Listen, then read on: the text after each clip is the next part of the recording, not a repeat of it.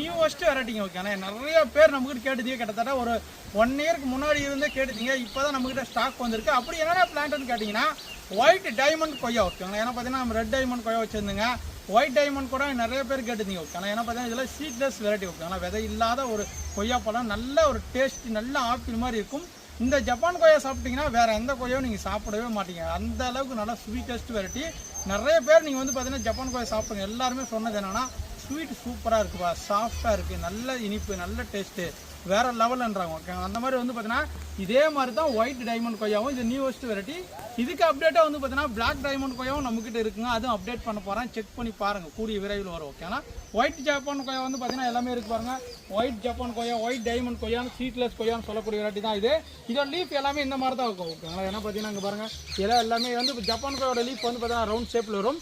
இதோட லீஃப் எல்லாமே வாலாக வரும் ஓகே, நல்லா லென்த்தாக வரும். இது எல்லாமே கிராஃப்டட் பிளான்ட் பார்த்தீங்கன்னா, எல்லாமே பட் பிளான்ட் கிடையாதுங்க, எல்லாமே ஒட்டு செடிகள் தரமான. இது மேக்ஸிமம் செடியில் வந்து பார்த்தீங்கன்னா பாருங்கள் பிஞ்சுகளை இறக்க ஆரம்பிச்சிருச்சு பாருங்கள். பாருங்கள் 1-2 பிளான்ட்டில் வந்து பார்த்தீங்கன்னா பூ காயில் இறக்க ஆரம்பிச்சிருச்சு.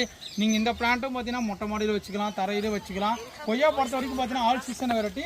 செடியை பொறுத்த வரைக்கும் பார்த்தீங்கன்னா வளர விடக்கூடாது ஓகேனா. கிட்டத்தட்ட ஒரு 5 ஃபீட் ஆச்சுன்னா போதும். அப்பப்போ ட்ரிம்மன் விட்டிங்கன்னா போதும். புதர் டைப்பில் வளர விட்டால் மட்டும்தான் கொய்யா வந்து நல்லாவே காய்க்கும். நிறைய பேர் வளர்த்து விட்றீங்க, தயவுசெய்து அது மாதிரி பண்ணாதீங்க.